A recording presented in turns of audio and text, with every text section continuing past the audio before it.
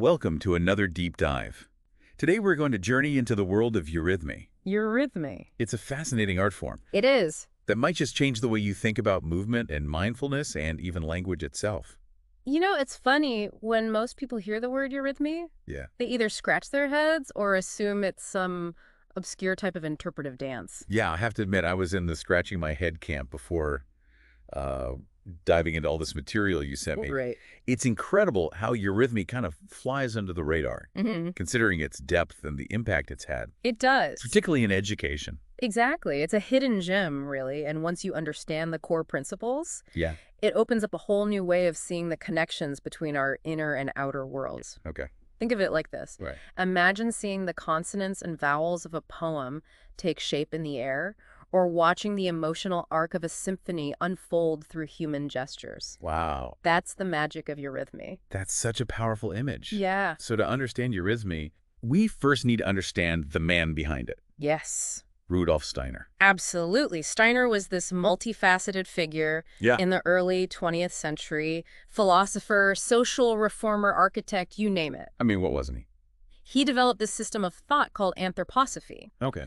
which essentially posits that human beings are spiritual beings on an evolutionary journey, and there's a spiritual world that exists alongside the physical one. Okay. And eurythmy emerged as one of the practical applications of anthroposophy, Okay. a way to bridge the often perceived gap between science and spirituality.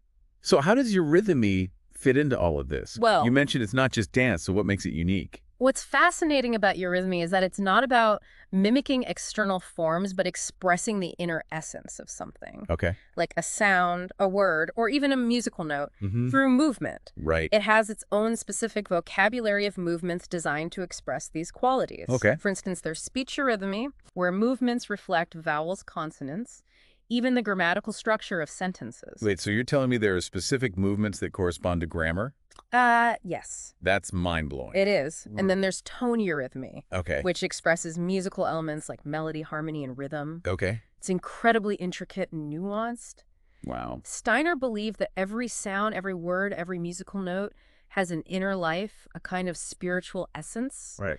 And eurythmy is designed to make that essence visible. So how did this all come about? Well, Did Steiner just wake up one day and invent Eurythmy? actually, the story of its origin is quite interesting. Yeah. Steiner was approached by a young woman named Marie von Sievers, who asked if there was a way to make poetry more visible. This simple question sparked a deep exploration for Steiner, leading him to develop eurythmy around 1912. Okay. It was also influenced by his study of Goethe, particularly Goethe's scientific writings, Okay. that emphasized the importance of observation and imagination in understanding the natural world. So essentially, Eurythmy was born from a desire to make the invisible visible. Precisely. It's about bringing to life the soul and spirit that reside within sound and language, allowing us to experience them in a whole new way. Okay, so we've got the backdrop and the theory.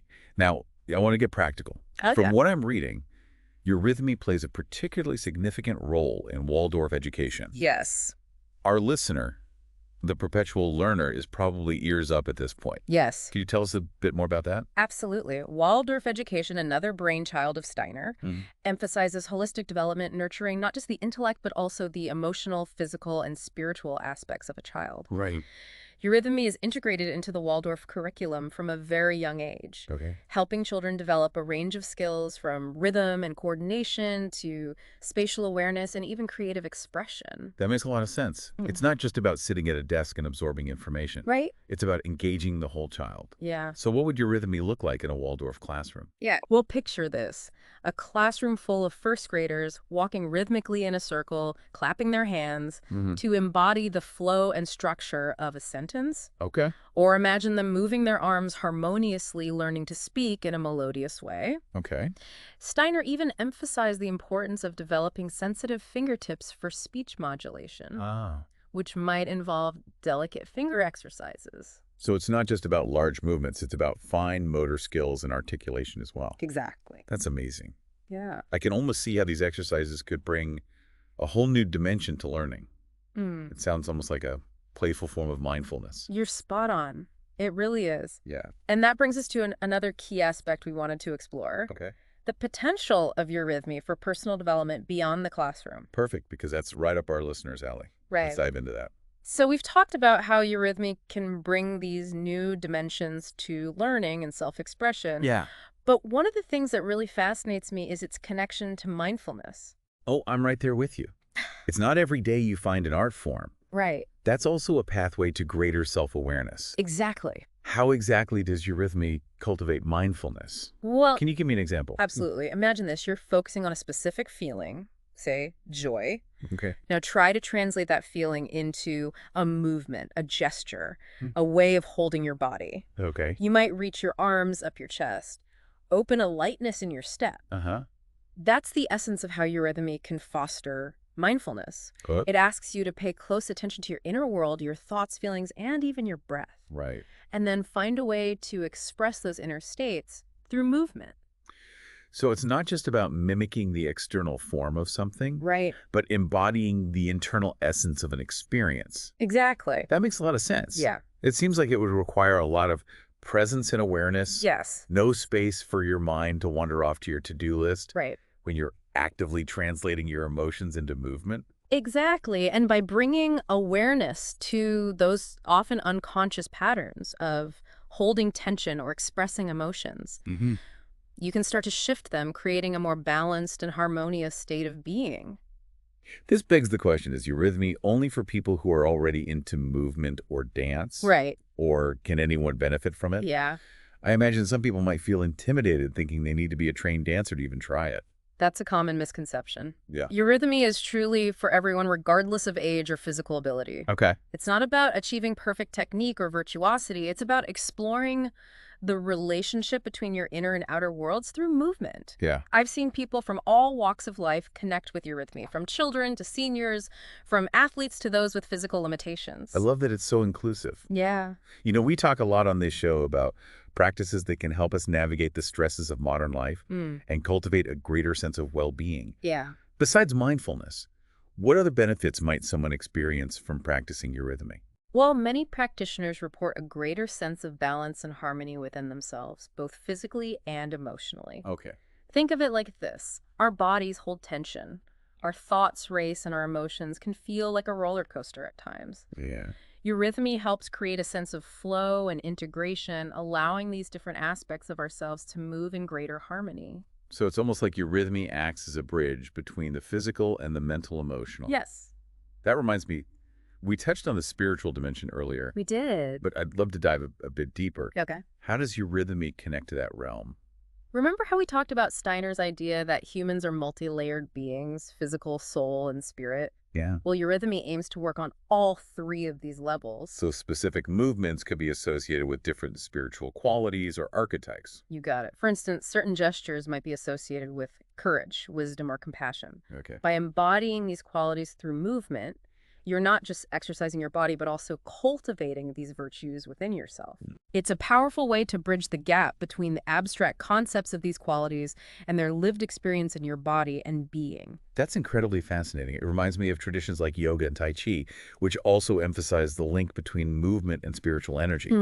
There's something so profound about the idea that our bodies can be vessels for not just physical strength, but also for developing inner qualities and connecting with something larger than ourselves. Exactly. And eurythmy shares that profound understanding. Yeah. It recognizes that movement is more than just physical exercise. It can be a pathway to deeper self-awareness, creative expression, and even spiritual growth. Okay, so we've covered a lot of ground, the origins, Yeah. the connection to anthroposophy, Yeah. the role in education and personal development, and even the spiritual dimension. Yes. Before we wrap up, I have to ask about something I keep seeing pop up in these sources, the link between eurythmy and poetry. Okay. How do those two worlds intersect?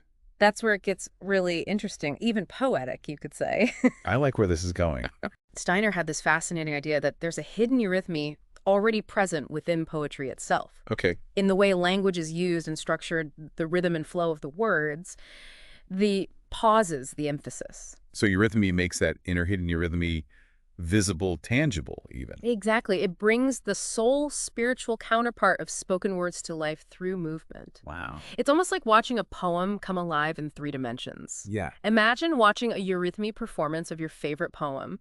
You'd not only hear the words, but also see their deeper meaning and emotional resonance expressed through the movements and gestures of the performers. Wow, that's a whole other level of experiencing poetry. It is. I could see how Eurythmy could reveal layers of meaning and beauty that we might not even consciously register Right. when simply reading words on a page. It sounds like a completely new way to engage with language. It truly is. It takes us beyond the intellectual understanding of language and into a realm of embodied experience where words become movement, rhythm, and gesture. It can be incredibly powerful both for the performer and the observer. My mind is officially blown. Yeah. This has been such an eye-opening exploration. It has. I feel like we've only just scratched the surface of this incredibly rich and nuanced art form. There's definitely so much more we could delve into, but I think we've given our listener a fantastic overview Right. of what Eurythmy is all about and how it connects to so many aspects of human experience. You're right. And hopefully we've sparked enough curiosity for them to want to learn more. Yes. And maybe even experience Eurythmy firsthand, speaking of which. Yeah. So we've taken our listener on quite a journey from the philosophical underpinnings of anthroposophy Yes, we have. to the practical applications of Eurythmy Yeah. in education and personal growth, even touching on its potential to bridge the physical and spiritual. It's been quite the exploration. And honestly, even after all these years of studying and practicing Eurythmy, I still find myself discovering new depths and nuances within this art form. Yeah. It's a constant source of fascination and inspiration. I can definitely see why. But let's bring it back down to earth for a moment. Okay. Our listener might be thinking, this all sounds incredibly fascinating, Right. but what does it actually mean for me? Yeah. What would you say to someone who's feeling intrigued by Eurythmy, but isn't sure where to go from here? Well, first of all, I'd say trust your curiosity. Okay. If something about Eurythmy has resonated with you, there's a reason for that. Okay. Perhaps you're drawn to the idea of integrating movement and mindfulness into your life. Mm-hmm. Or maybe you're looking for a creative outlet that nurtures your soul as well as your body.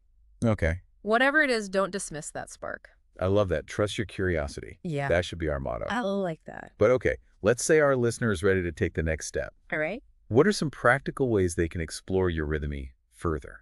The good news is there are so many resources available these days. Okay. One of the best ways to experience Eurythmy firsthand is to find a class or workshop in your area. You can search online for Eurythmy schools or practitioners near you. Right. Many schools offer introductory classes or workshops that give you a taste of the basics. That's a great suggestion. I'm already picturing our listener Googling Eurythmy classes near me as we speak. I hope so. Yep. And even if there aren't any in-person options near you, Right. there are plenty of online resources available. Oh, You can find videos, articles, and even online courses that can introduce you to the fundamentals of Eurythmy. and speaking of resources, we have a fantastic one to share with our listeners. Yes. Head over to www.cairosclan.com. They've got a wealth of information on Eurythmy, including articles, videos, links to schools and practitioners, and much more. It's a fantastic hub for anyone who wants to dive deeper into this fascinating world. Awesome. And who knows, maybe you'll discover that Eurythmy is the missing piece you've been searching for in your life. I have a feeling our listener won't be disappointed. This deep dive has been such a revelation, It has. even for me. It's amazing how much we can learn from exploring the unexpected and stepping outside of our comfort zones. Absolutely. And if this episode has sparked your curiosity about Eurythmy, we'd love to hear from you. Yes. Be sure to like, subscribe, and share this episode with others who might be intrigued by the power of movement, mindfulness, and expression. Because who knows, maybe Eurythmy is just what the world needs right now. Until next time, keep diving deep and keep exploring.